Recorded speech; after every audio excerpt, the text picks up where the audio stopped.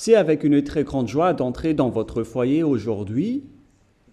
Nous sommes arrivés au moment où nous allons écouter ensemble l'enseignement qui porte quel numéro déjà? C'est le numéro 1, notre enseignement d'aujourd'hui. Après une pause assez longue, nous allons avancer dans la suite de l'enseignement. Le titre de l'enseignement d'aujourd'hui concerne le Dieu d'Abraham. C'est quel livre qui parle de lui? Vraiment? Est-ce que c'est le Coran de l'islam? Ou bien le Sefer Torah juif? Voilà ce que nous allons voir ensemble pour aujourd'hui. Je précise bien que notre enseignement porte le numéro 1 pour aujourd'hui, c'est-à-dire un nouvel enseignement que nous allons suivre ensemble selon les directives de Yahushua. Gloire éternelle à lui. Premièrement, je réitère mes salutations pour vous qui m'écoutez et je vous souhaite le meilleur pour vous qui suivez déjà la parole et l'enseignement en ce moment. Nous sommes arrivés au moment où nous allons avancer dans cet enseignement numéro 1 pour aujourd'hui, que vous allez suivre avec moi, l'ambassadeur de Yahushua, Ziadia Elia. C'est moi qui est avec vous en ce moment, que vous voyez en image, et ma voix, vous êtes déjà habitué à l'écouter de manière habituelle. Et je répète encore le titre de notre enseignement. Où est-ce qu'on peut trouver la vérité? C'est dans quel livre qui parle vraiment du Dieu d'Abraham? Car là, on parle vraiment du livre juif. Pourquoi je parle du livre juif qu'on appelle le Sefer Torah? Et il y a aussi le livre du Coran. Pourquoi Elia parle du livre juif, du Sefer Torah, ainsi que du Coran? Car chacun parle du Dieu d'Abraham, chacun des deux livres, alors que chacun aussi a sa version et leur langage. Et on parle de versions tout à fait opposées, deux versions diamétralement opposées, qu'on peut dire qu'ils sont vraiment opposés avec aucune liaison. Car par exemple, le nom du Dieu d'Abraham dans le Sefer Torah juif, c'est Yahva. Voilà ce qu'on voit dans le Sefer Torah juif. Et lorsque vous regardez dans le Coran, vous voyez que c'est Allah qui est écrit dedans. Donc, c'est clair que la question doit se poser, lequel des deux est le vrai? Car chacun a sa propre version. Et qui est-ce qu'on doit suivre si on regarde et si on écoute? Mais pour les personnes qui ne se cassent pas la tête avec le salut, ils disent que ça va de soi. Mais si vous cherchez vraiment le chemin vers le salut, vous voyez bien que ce schéma est différent. L'autre est vrai et l'autre est faux. C'est pourquoi la question, quel est le vrai livre en ce moment?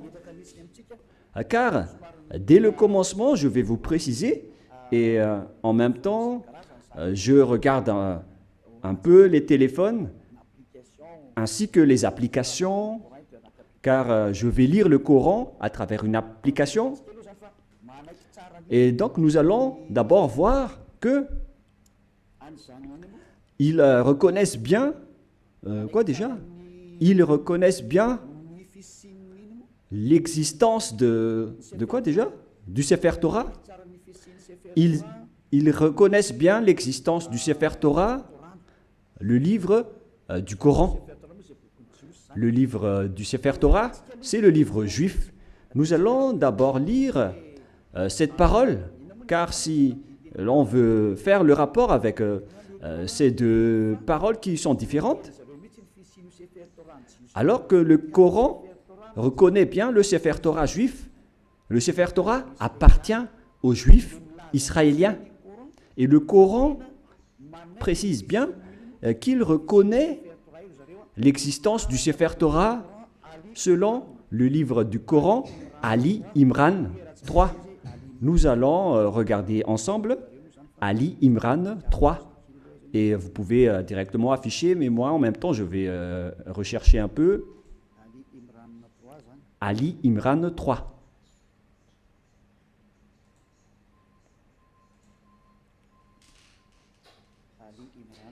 Ali Imran, que vous pouvez déjà afficher, car là, je l'ai retrouvé. Le voilà. Ali Imran 3. Et nous regardons ensemble vers l'écran. Il y a donc une langue arabe et après, il y a la traduction. Il a fait descendre sur toi le livre avec la vérité. Confirmant le livre descendu. Et il fit descendre la Torah et l'Évangile, ce qui prouve que l'islam reconnaît bien que ce sont eux qui ont fait entrer la Torah ainsi que l'Évangile dans le verset 2, à l'Imran verset 2. Voilà ce qui est dit. Allah, pas de divinité à part lui. C'est-à-dire qu'il n'y a pas aucun Dieu à part lui, le vivant, celui qui subsiste par lui-même. Nous voyons bien donc qu'il y a deux schémas différents qu'on doit faire connaître aux gens. Où est-ce qu'on doit aller si vous cherchez le salut? Voilà le rôle de Élia. Élia est là pour sauver tous les humains, non pas seulement ceux qui invoquent Jésus ou Jesus, mais tous ceux qui veulent avancer, vous pouvez avancer. Ceux qui veulent rester, vous pouvez rester. Et c'est pareil aussi avec l'appel aux islamistes pour leur demander de regarder la vérité, car votre livre reconnaît bien l'existence du Sefer Torah juif et ils disent que c'est leur Dieu même qui l'a fait entrer. C'est le Dieu de l'islam.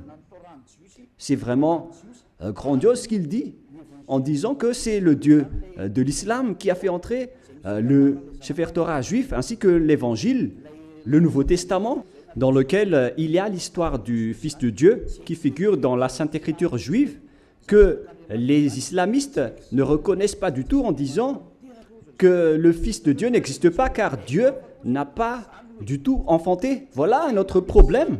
C'est-à-dire qu'il y a un schéma étrange concernant cette parole de Dieu qui vraiment possède la vérité. Et donc, nous allons suivre le titre qui raconte vraiment ce Dieu et qui a vraiment la vérité. Est-ce que c'est dans le Coran de l'islam ou c'est dans le Sefer Torah juif?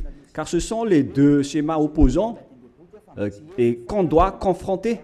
Ce n'est pas qu'on va faire combattre le livre, mais on doit regarder la vérité à travers la parole. Et donc c'est clair que le Dieu de l'islam, selon eux, c'est lui qui a donné le Torah ainsi que le Nouveau Testament, la bonne nouvelle dans l'Évangile où il y a Yahushua, mais qu'ils ont changé au nom de Isha.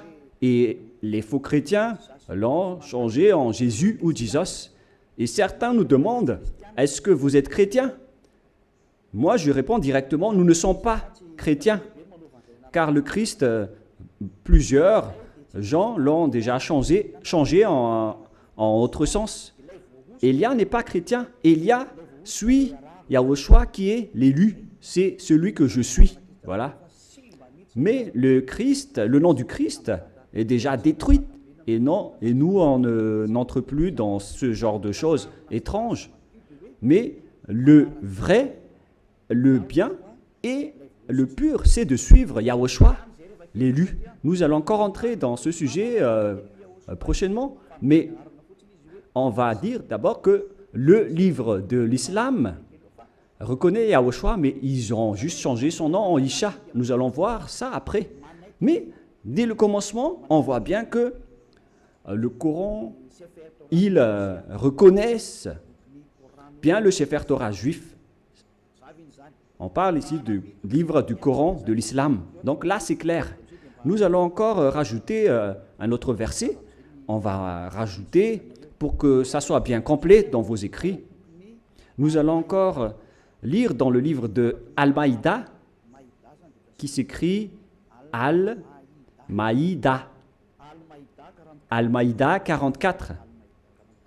Nous allons aussi lire Al-Maïda 44, que je vais encore rechercher un peu.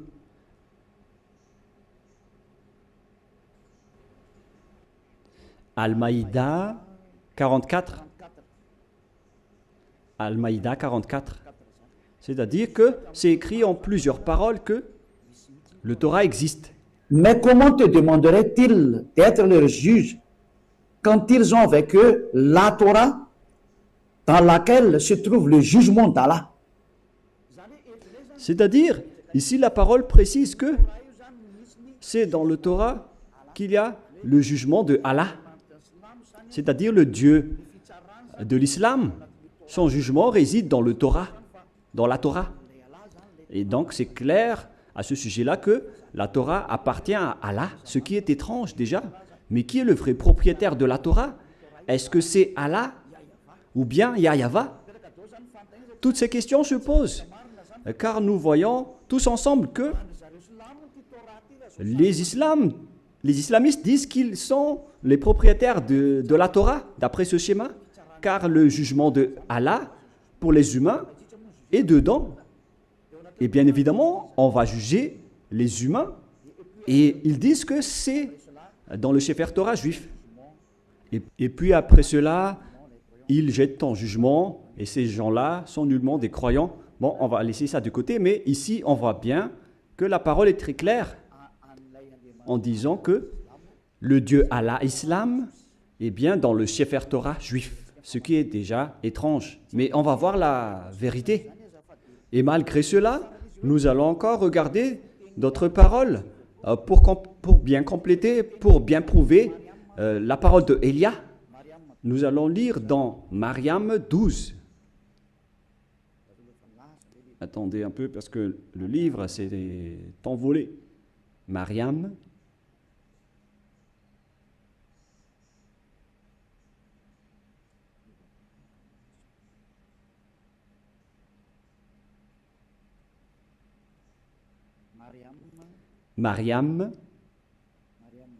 Mariam 12.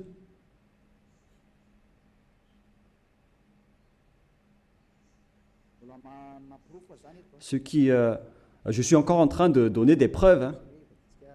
Allez-y, affichez pour qu'on le lit, les techniciens.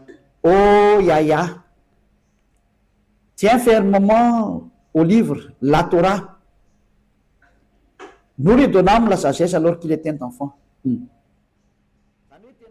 Ici donc, cette personne qu'on parle ici, on lui a dit de bien tenir le livre de la Torah qu'on lui a donné avec la sagesse.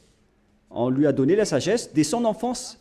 C'est-à-dire que c'est bien précisé dans le livre d'Islam, et c'est incontestable qu'ils reconnaissent l'existence du Sefer Torah juif. Alors, si l'on a vu tout cela, maintenant, on va regarder qui est vrai. Est-ce que c'est le Sefer Torah juif qui sont aux Juifs israéliens? Ou bien est-ce que c'est le Coran des Arabes? Lequel est le vrai? Et donc, nous devons revenir aux dates pour regarder la vérité. Quelles sont les paroles concernées ainsi que les dates?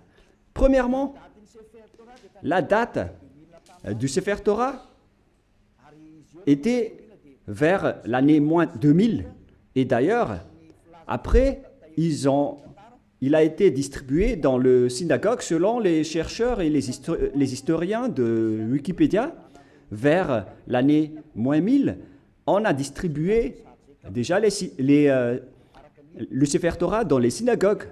Voilà ce que les chercheurs ont dévoilé. Et d'ailleurs, les autres chercheurs peuvent penser à cela pour prouver la parole de Élia. Donc ici, on dit que l'existence du Sefer Torah était déjà vers l'année moins 2000. Nous allons donc voir l'histoire du Sefer Torah dans Wikipédia dans les autres encyclopédies humaines. Voilà donc un autre livre que j'ai sélectionné parmi les livres des chercheurs.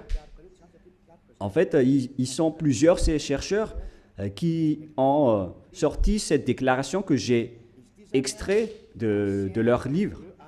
C'est dans l'ancien hébreu alphabet chart. Voilà son titre. Ancien alphabet hébreu chart. Le voilà. C'est en hébreu. Voilà les alphabets hébreux. Et il précise les dates. C'est en quelle année sa date de parution. Voilà donc la date. Ça a été utilisé entre moins 2000 avant Yahushua et moins 1000 avant Yahushua. C'est-à-dire que ça a été utilisé avant l'année moins 2000 jusqu'à l'année moins 1000 avant l'an 0. C'est-à-dire que le Sefer Torah juif, selon ce que tout le monde connaît déjà, notamment les savants, ils connaissent tout cela, mais moi j'ai sélectionné spécialement cela dans Ancien Hébreu Recherche Chapter.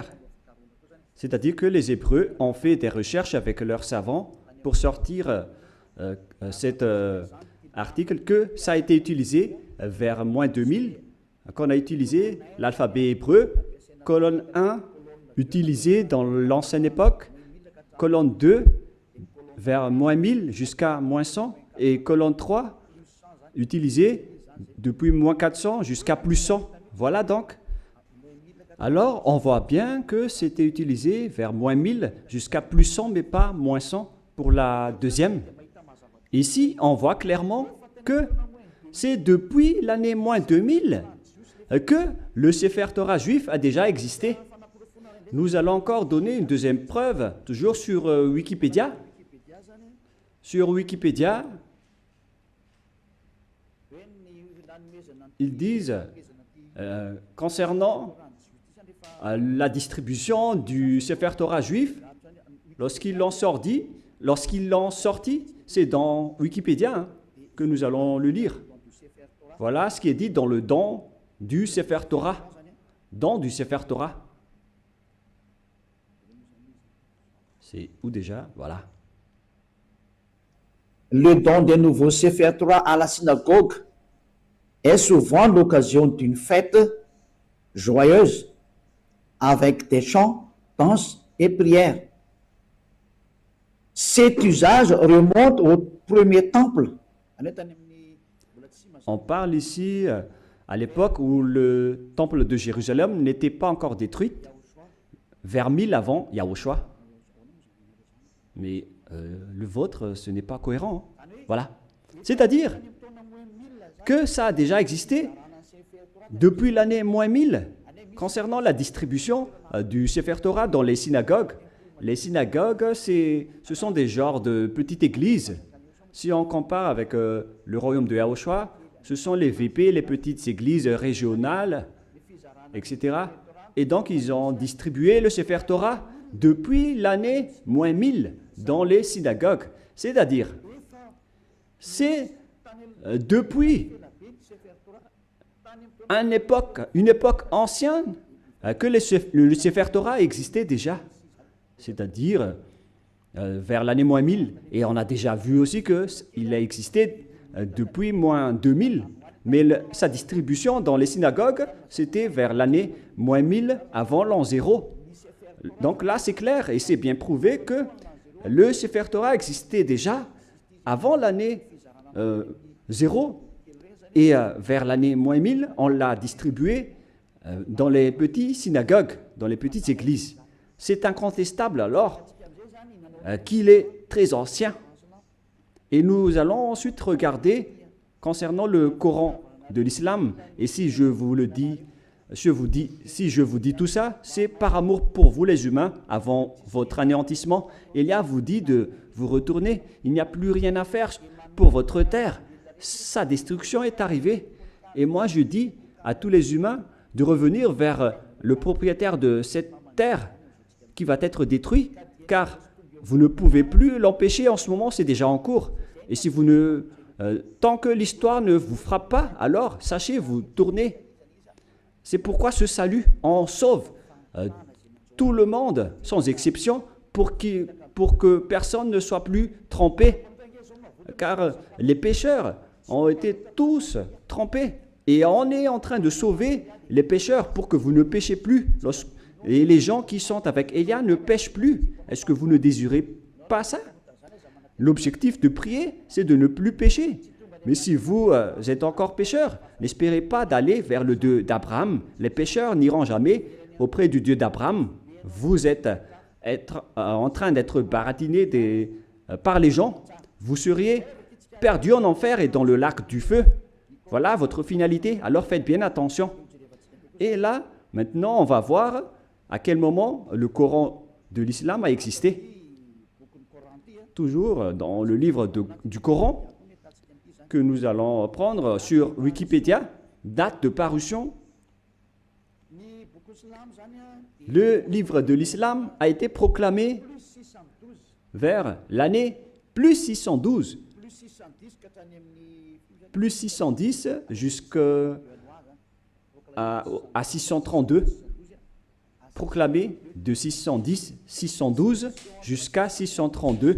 Et il y avait eu une autre édition après 632, 634, etc. C'est-à-dire qu'il a existé aux alentours de l'année 612 concernant l'existence du Coran de l'islam. Ce n'est pas le Coran juif, mais c'est le Coran de l'islam, c'est-à-dire aux musulmans. Donc, il s'agit d'un livre récent qui est différent du livre juif. C'est vraiment un livre différent. C'est pourquoi le nom de leur Dieu n'est pas pareil que le nom du Dieu juif. Le nom du Dieu juif qui est Yahva et le nom du Dieu de l'islam c'est Allah. Alors lequel on doit choisir? Car chacun dit qu'il connaît la Torah. Et si vous avez vu cette date, bon, donc moi je vais bien le montrer pour démontrer l'originalité de l'histoire du Coran. Et il y a encore plusieurs histoires, mais on va voir un peu en bas les paroles divines, les créations musulmanes, etc. Et ici, on voit en bas la date de parution que je vous ai montré tout à l'heure. Date de parution proclamée de 610 à 612 jusqu'à 632. C'est-à-dire vers l'année 610. Voilà l'existence du Coran. C'est incontestable, tout le monde le connaît. La question qui se pose, si on veut regarder la vérité sans favoritisme, si on veut voir la vérité sans favoritisme, qu'est-ce qu'on doit suivre? Qui est-ce qu'on doit suivre? Car les deux livres parlent du Dieu d'Abraham et ils reconnaissent tous le Dieu d'Abraham. Et lorsqu'on a regardé les dates, la date du Sefer Torah était vers l'année moins 2000, son existence. Et vers l'année moins 1000, sur Wikipédia, c'est prouvé qu'il a été distribué le Sefer Torah, on l'a distribué dans les petites synagogues. C'est-à-dire qu'il s'agit d'un livre très ancien, le Sefer Torah. C'est lui qui a conservé les anciennes paroles. Et donc, si on regarde bien, qu'est-ce qu'on doit prendre? Est-ce que vous allez prendre le livre qui était né vers plus 600 de l'islam? Est-ce que c'est là qu'on doit voir la vérité sur le Dieu d'Abraham, ou bien vers celui qui était vers moins 2000 et sans hésitation, sans favoritisme, du terrain, mais pas celui qui est venu récemment?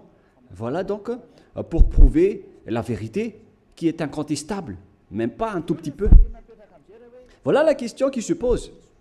Qui a eu tort? Et nous allons d'abord préciser ce schéma qui est en cours. Et qui a écrit le livre du Sefer Torah d'abord? car nous voyons bien que celui qui a écrit le livre du Coran, c'est un arabe. Et il ne peut pas nier cela. Mais celui qui a écrit le Sefer Torah juif, c'est Moshe. C'est Moshe qui l'a écrit. Et c'est justement ça qu'on va regarder en disant, est-ce que le Coran reconnaît Moshe et accepte Moshe? Voilà ce qu'on va regarder. Allons-y. Il accepte Moshe. Il accepte Moshe car c'est Moshe qui l'a écrit. C'est dans Exode 24. Quel verset déjà?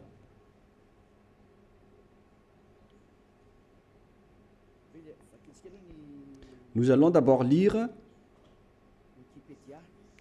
sur Wikipédia.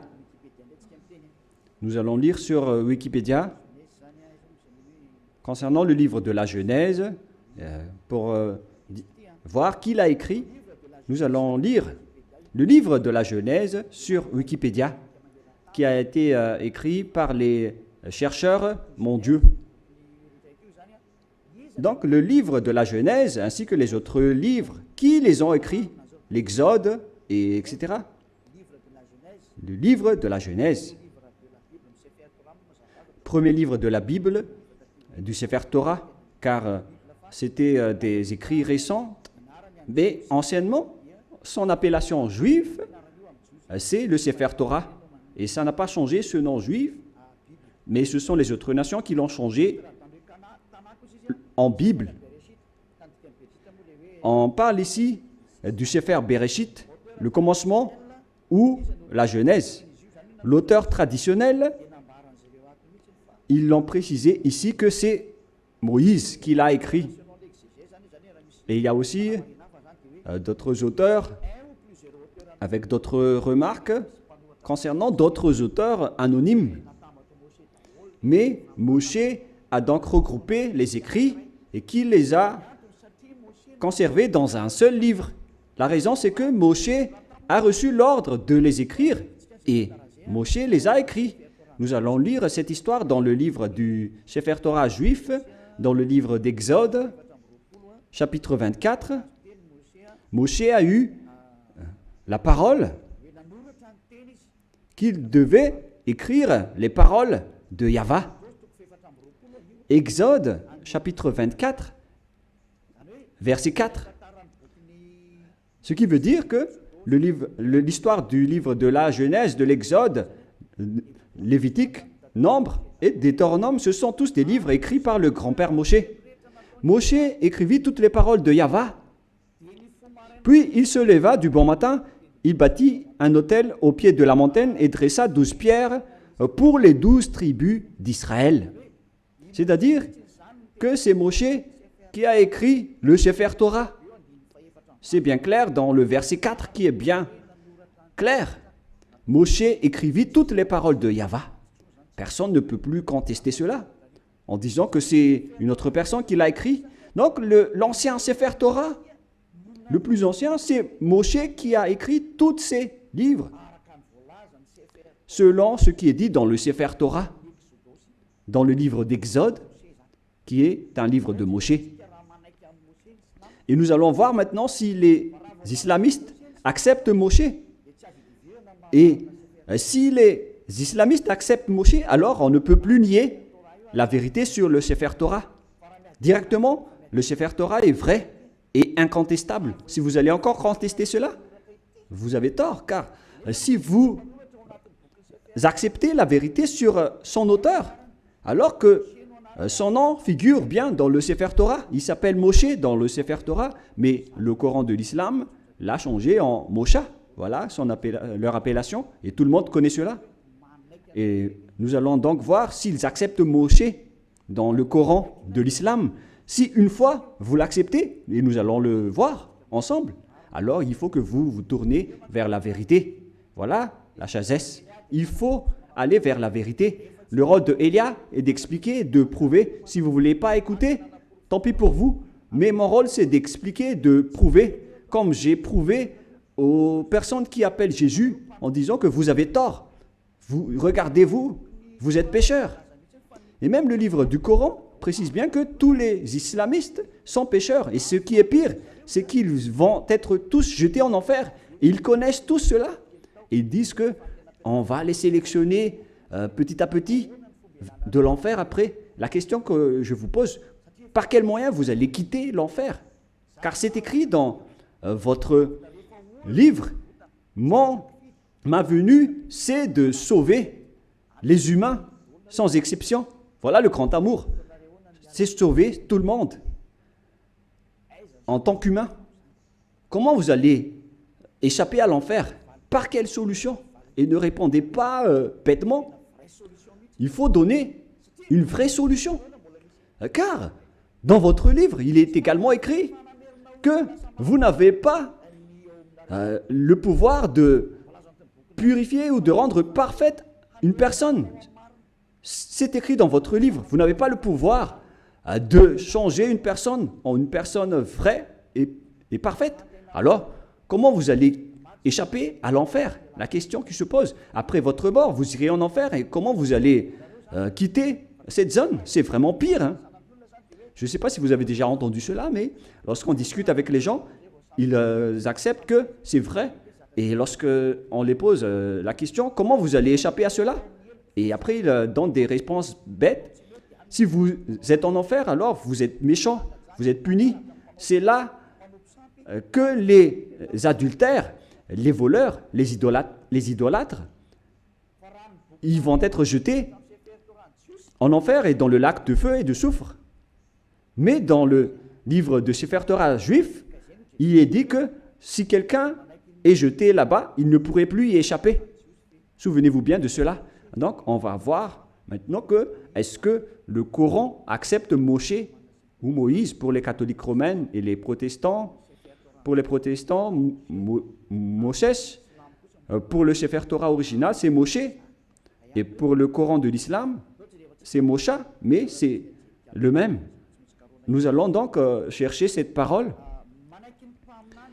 Est-ce que le Coran accepte les prophètes?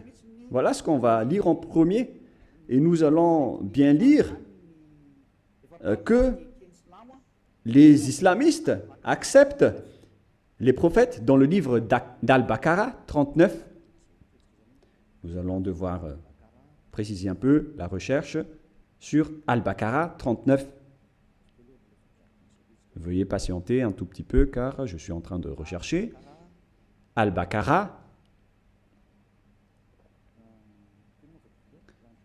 Quel verset déjà? Quel chapitre? 39, 36, 37, 38, 39.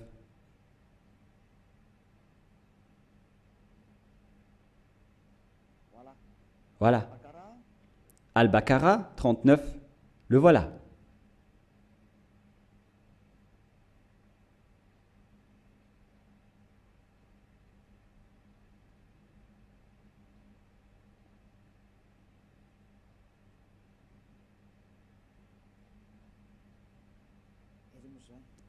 Où il est passé déjà? Voilà. Nous allons lire à partir du verset 38 et 39. Nous dîmes, descendez d'ici, vous tous, toutes les fois que je vous enverrai un guide, c'est-à-dire lorsqu'ils vont envoyer un guide parmi vous pour vous guider, celui qui vont les suivre n'auront pas de crainte ou de terreur, etc. Voilà. Verset 39. Et ceux qui ne croient pas à nos messagers, quiconque ne croit pas à nos messagers, c'est-à-dire leurs prophètes, et traite de mensonges nos révélations, c'est-à-dire que c'est de la mensonge qu'ils ont transmis aux messagers, ce sont des gens du feu, ceux qui contredisent nos prophètes, où ils demeureront éternellement. Donc, s'ils n'acceptent pas les prophètes, la parole des prophètes, vous allez être mort en enfer à jamais. C'est-à-dire qu'on doit accepter les paroles des prophètes. Alors, on sait bien tous qu'il n'y a pas de prophète plus ancien que Moshe. notamment en termes de prophètes israéliens. Et nous allons voir à propos de ce schéma. Voilà, premièrement. Et nous allons encore regarder dans Al-Baqarah 98. Al-Baqarah 98, qu'est-ce qui est dit ici? Nous allons avancer petit à petit. Voilà. Al-Baqarah 98. Al-Baqarah, voilà. 98. Dit, quiconque est ennemi d'Allah, il s'agit de leur Dieu, de ses anges et de ses messagers, jusqu'à ses messagers, de Gabriel et de Michaël. Vous voyez bien qu'il y a le terme Gabriel et Michaël qui se trouve dans le livre de Sefer Torah également. Allah sera son ennemi, c'est-à-dire que Allah sera leur ennemi, car Allah, le Dieu de l'islam, il est l'ennemi des infidèles. C'est-à-dire, on doit accepter les paroles des messagers ou des prophètes, sinon vous serez un ennemi de ce Dieu. C'est clair alors qu'on va voir que est-ce que Moshe est un prophète dans le livre du Coran? Mais si Moshe est un prophète, alors les paroles de Moshe doivent être acceptées par les islamistes, car Moshe est le premier prophète. Et eux, ils reconnaissent le livre de la Torah. Et Moshe se trouve dans la Torah et pas ailleurs. Nous allons également voir une autre parole, toujours dans Al-Baqarah, mais dans le chapitre 253. C'est un peu loin, ce chapitre 253. C'est encore loin.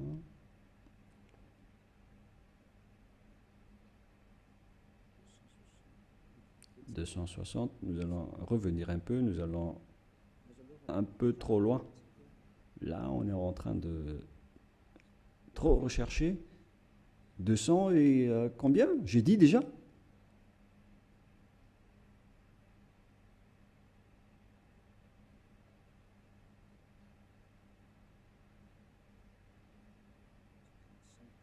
55, 54, 53, voilà. Écoutez bien ceci. Parmi ces messagers, nous avons favorisé certains par rapport à d'autres. Il en est à qui Allah a parlé. C'est-à-dire, parmi les prophètes et les messagers, il y a des hauts gradés par rapport aux autres.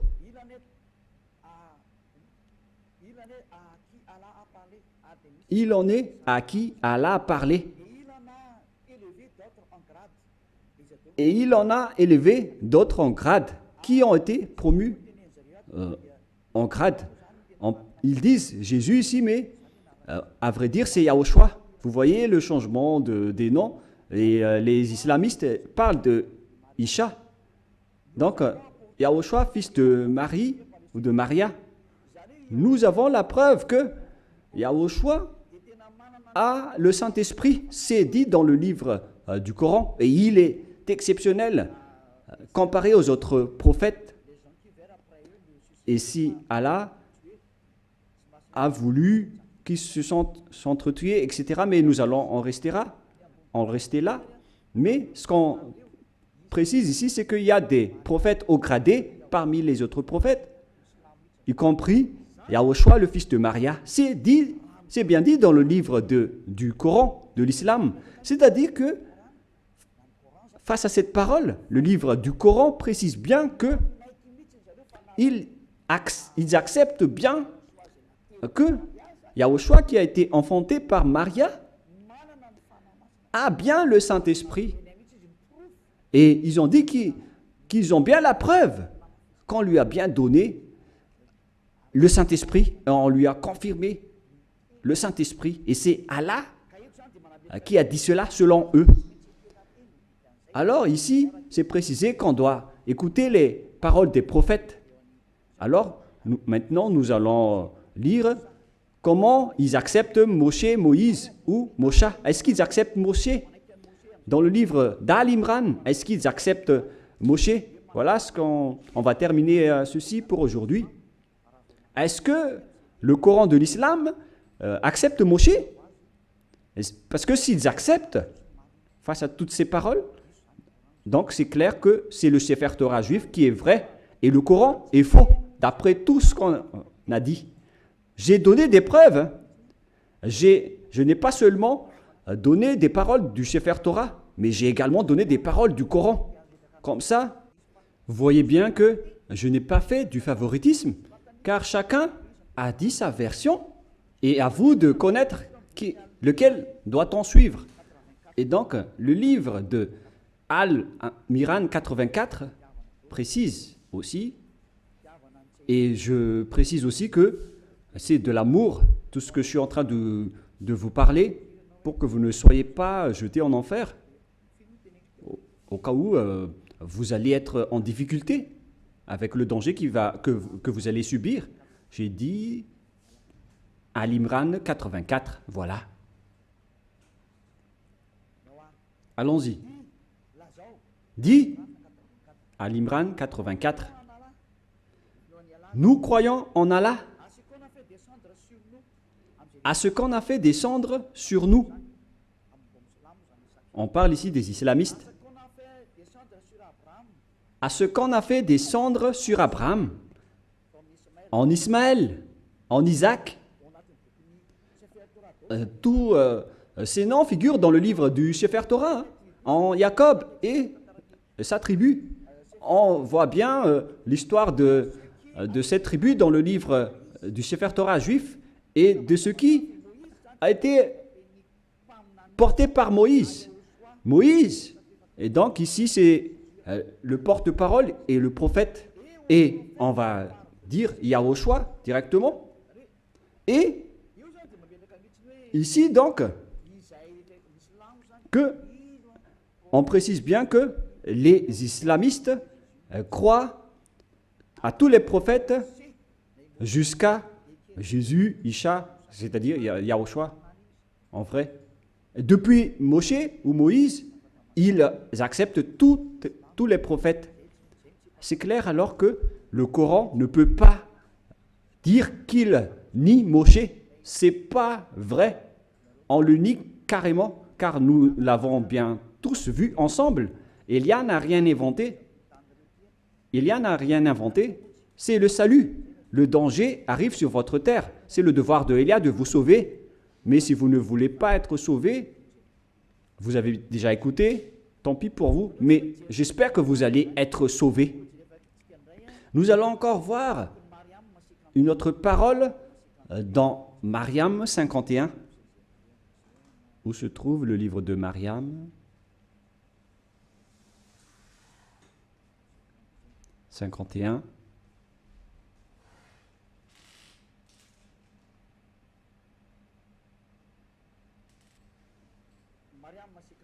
Mariam 51. Et mentionne dans le livre de Moïse ou Moshe, c'était vraiment un élu.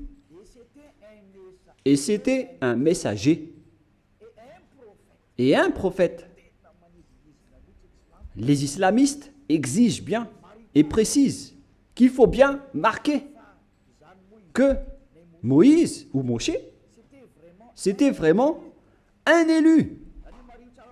Il faut bien donc marquer dans le livre de l'islam que Moïse ou Moshe ou Mosha, c'est un élu, c'est un porte-parole et c'est un vrai prophète messager. Voilà. Il est également en même temps un élu, il a été choisi. C'est vraiment un élu. C'est un homme élu, alors ne le négligez pas. Voilà ce que ça veut dire.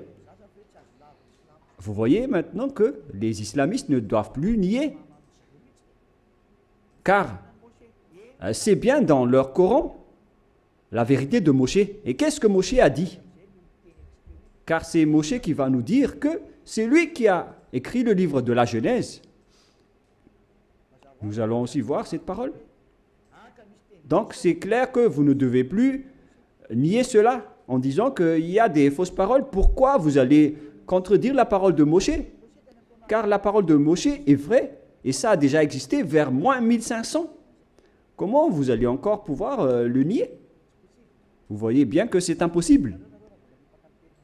Directement, vous allez nier votre propre parole si vous niez les paroles de Moshe. C'est clair, donc vous devez revenir vers le Sefer Torah juif si vous voulez être sauvé. Si vous ne voulez pas revenir là-bas, alors là, vous êtes frappé par votre propre parole. Je n'ai rien inventé. Lisez bien la parole.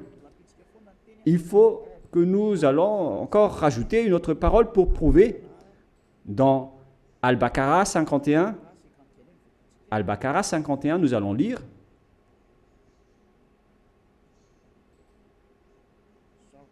Voilà.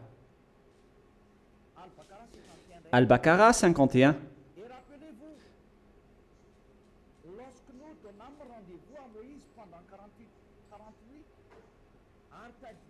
Et rappelez-vous que lorsque nous avons donné rendez-vous à Moshe pendant 40 nuits, lorsqu'il était allé sur la montagne, puis en son absence, vous avez pris le veau. Il se tourne ici vers les Israéliens que, en l'absence de Moshe, vous avez pris le veau pour idole, c'est-à-dire un statut idole, et vous étiez injuste à l'égard de vous-même en adorant autre qu'Allah. Et donc, vous avez adoré un bœuf qui est injuste devant le Dieu de l'islam qu'ils appellent Allah. Vous voyez bien qu'on parle ici d'un sujet juif. Donc, les islamistes acceptent que Moshe était bien monté sur la montagne, alors qu'on voit cette histoire dans le Sefer Torah juif qui existait déjà vers moins 1500, qui est bien loin comparé au livre du Coran qui a existé vers plus 600. Les dates ne sont pas vraiment du tout proches. Et si on écoute tout cela, on doit bien penser, est-ce que on doit nier encore le Sefer Torah juif et pour confirmer que les paroles de Moshe sont incontestables? C'est le livre de Coran qui le dit. Je n'ai rien inventé. Nous allons encore regarder une autre dernière parole dans le livre de An-Nisha 163. An-Nisha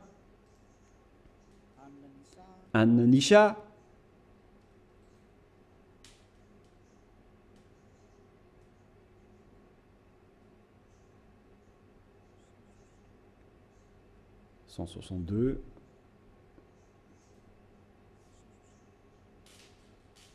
Là, c'est 160 et combien?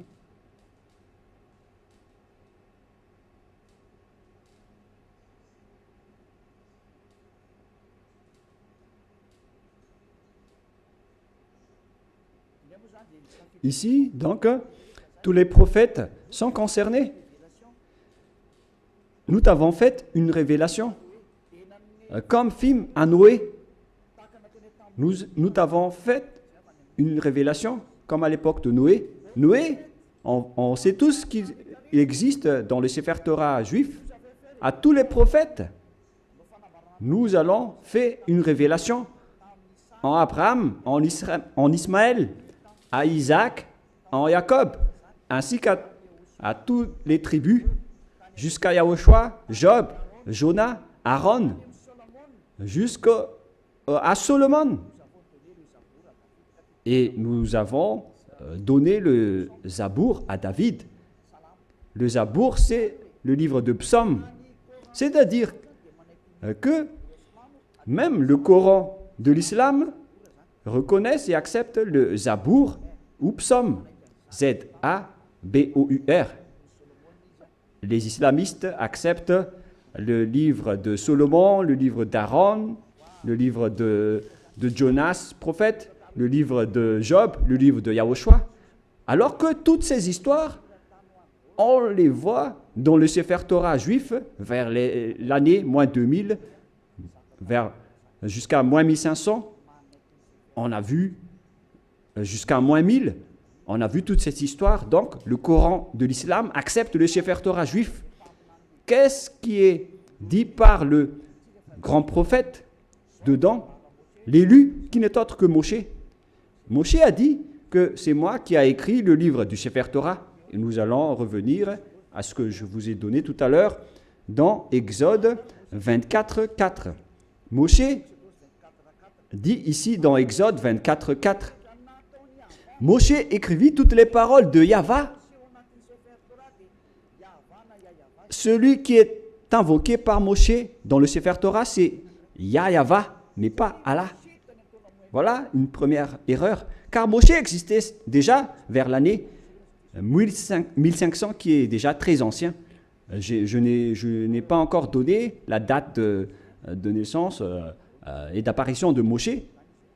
Et dans ce livre, tout le monde le connaît. Ce n'est pas une nouvelle chose pour vous. Voilà donc l'histoire de Moshe, le Moïse historique comme titre. On parle de l'histoire de Moshe selon les chercheurs. Par conséquent, nous allons lire directement. Moïse, selon la Torah, a vécu 120 ans, serait né en 1560 avant l'ère commune et serait mort en 1440, c'est-à-dire vers l'année moins 1500 que Moshe a existé selon l'histoire des chercheurs. Nous n'allons pas chercher et approfondir à ce sujet, mais si on va faire la recherche, on va trouver cette date de moins 1500. Et si vous allez dire, est-ce que vous avez déjà fait la recherche? Oui, mais c'est une longue histoire que nous n'allons plus y revenir.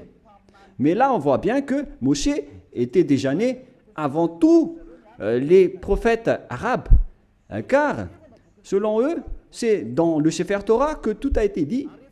Et le Sefer Torah a été écrit par Moshe.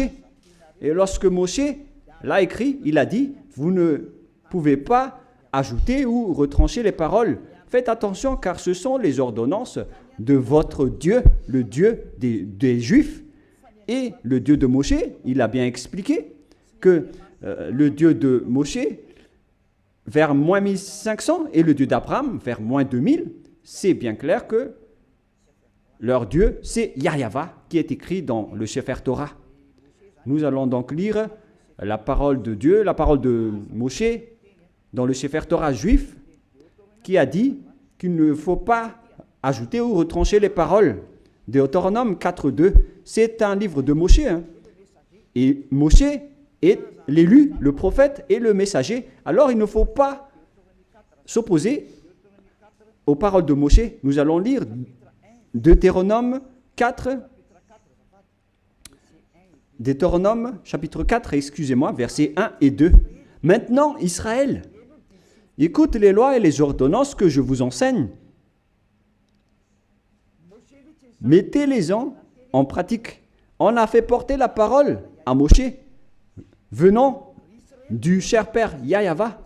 Israël, écoute les lois et les ordonnances que je vous enseigne, mettez-les-en en pratique afin que vous viviez et que vous entriez en possession du pays que vous donne Yahva, le Dieu de vos pères. Alors il faut que Israël suit cette parole. Le Dieu d'Israël, donc c'est un Dieu des Juifs, mais pas des Arabes. La parole est réservée aux Israéliens, ainsi qu'à ceux qui veulent être sauvés. Et si vous voulez être sauvés, rapprochez-vous du Dieu d'Abraham dans le Sefer Torah juif, écrit par Moshe. Et le nom du Dieu de Moshe, c'est Yahva, que je vais faire sortir après. D'ailleurs, il est déjà écrit, que vous pouvez le voir en ce moment. Verset 2, qu'est-ce qui est dit? Vous n'ajouterez rien à ce que je vous prescris, selon le Dieu d'Abraham. Le Dieu d'Abraham qui a discuté avec Moshe, et qui l'a ordonné. Et après, Moshe a dit, dans le Sefer Torah, que les islamistes acceptent l'existence. Le Sefer Torah précise bien que vous devez observer les lois de Yahva, votre Dieu. Et donc, vous n'ajouterez rien et vous n'en retranchez rien aux paroles. Voilà ce qui est dit par le Dieu de Moshe. C'est-à-dire que toutes les paroles écrites par Moshe depuis le livre de la Genèse. Et après, il a organisé l'écriture jusqu'à la fin du livre de Deutéronome. Les paroles de Moshe sont bien directes. Vous n'ajouterez rien et vous n'en retranchez rien. Alors, vous ne pouvez pas dire que c'est un livre ancien et obsolète qu'on ne doit plus écouter, ou que c'est un ancien prophète qu'on ne doit plus écouter. Sachez qu'il est interdit par la parole du Dieu qui a discuté avec Moshe dans le Sefer Torah juif. Il a dit, ne rajoutez rien et ne retranchez rien. Donc, tous ceux qui ont changé le Sefer Torah juif ont tous tort. Ceux qui ont changé ce livre sont coupables devant ce Dieu de Moshe, car il ne faut rien rajouter ou retrancher aux paroles. Alors que chacun réfléchisse. Qui a fait l'erreur? Qui a fait la faute? Ce n'est pas du tout Élia. Je vous ai donné la preuve. Et que chacun regarde et lit et écoute qui a eu tort. Et si les jugements se déroulent parfaitement, on a tous vu que celui qui a changé le Sefer Torah juif aura tort. Car c'est Moshe qui a précisé qu'on ne peut ni rajouter ni retrancher les paroles qui sont dedans. Car ce sont les lois de Dieu, les lois de Yahva qui a envoyé Moshe vers l'année 1500. Il est le plus ancien des prophètes. Et il a écrit le Sefer Torah directement. Et ce prophète a dit qu'il ne faut pas ajouter ni retrancher mes paroles selon le Dieu d'Abraham. Car si vous allez faire ça, vous allez être en conflit avec lui. C'est interdit pour vous de faire cela. Alors que chacun réfléchisse pour ceux qui l'ont changé. Et je vais confirmer la parole de Moshe. Moshe a encore dit que vous devez uniquement écouter les paroles des prophètes israéliens. C'est également ces paroles. Alors que chacun réfléchisse face à tout cela, qu'est-ce qui se passe sur cette terre? Pensez-y, prenez une décision pour ceux qui vont être sauvés. Rapprochez-vous du Dieu d'Abraham, celui qui a envoyé Moshe, son nom c'est Yahva. Alors revenez vers le Sefer Torah juif. Voilà la seule sagesse. Voilà ce que le Dieu de Moshe a dit dans Deutéronome 18, pour terminer, Deutéronome 18, 15. « Ton Dieu suscitera du milieu de toi, d'entre tes frères, un prophète comme moi. Vous l'écouterez. » Et c'est lui qui a dit, « À présent, les Israéliens, écoutez ma loi et mes ordonnances. » Il se tourne vers les Israéliens à ce sujet-là. « Tu susciteras du milieu de toi, d'entre tes frères, un prophète comme moi, et vous l'écouterez. » Vous ne pouvez pas écouter d'autres prophètes à part les prophètes israéliens.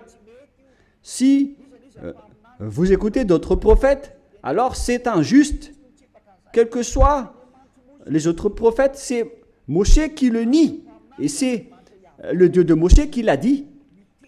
Et c'est le Dieu Yahva qui a envoyé Moshe, le prophète, qui a dit que vous ne devez écouter que les prophètes israéliens.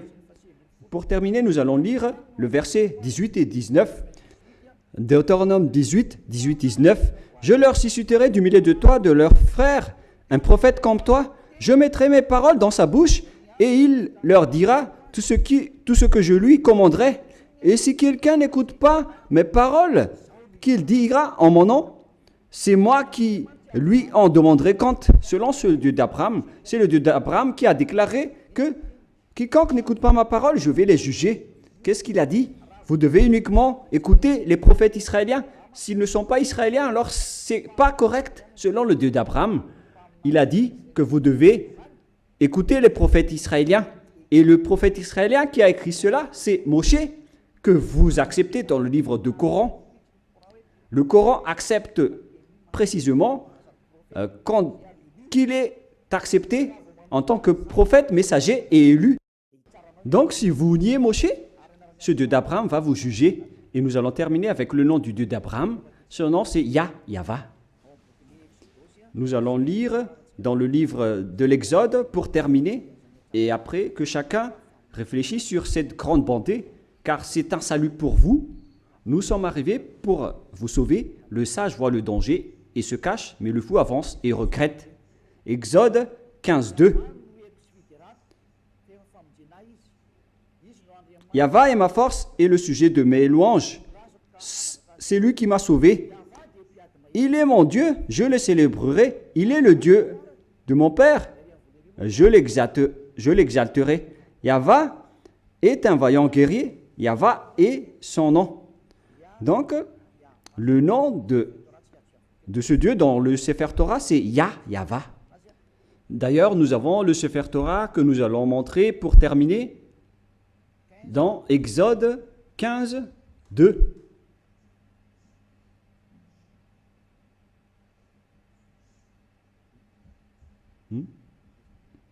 Qu'est-ce qui se passe? Exode 15, nous allons lire Exode 15. Voilà. Exode 15, 2. En hébreu, il est dit ici que Avzi Vzimrat Yah. Yah, c'est le nom de Dieu. Vaili, Ilishua, Evanvehu, Elohe, Alui, Varuminu. C'est Yah qui est son nom depuis le début. Et deuxièmement, Yahva, Ishmishchama, Yahva Shmo. Alors, ça veut dire Yahva, mais ils n'ont pas complété la parole, mais je l'ai déjà enseigné. Mais maintenant, nous allons revenir avec la version française, parce que là, c'est en hébreu qu'on ne peut pas comprendre. C'est dans Exode 15, 3. Yahva est un vaillant guerrier. Yahva est son nom. Et le nom du Dieu invoqué par Abraham et par Moshe dans le Sefer Torah juif que le Coran accepte, qui existait vers moins 2000 et moins 1500. Il précise que le nom de ce Dieu d'Abraham qu'ils ont appelé à eux deux, Abraham et Moshe, le nom de ce Dieu, c'est Yahva. Et donc, si vous ne suivez pas cela, imaginez et pensez que vous avez fait une grosse erreur. Si vous mourrez dans cette situation, vous irez en enfer. Écoutez ma parole, c'est de l'amour, ce n'est pas de la diffamation, c'est de la preuve pour la parole. Le sage voit le danger et se cache, mais le fou avance et le regrette. J'espère que vous tous qui m'avez écouté, vous allez vous tourner vers la vérité, le Dieu d'Abraham, le Dieu de Moshe qui est incontestable. Suivez Yahva, suivez Yahushua.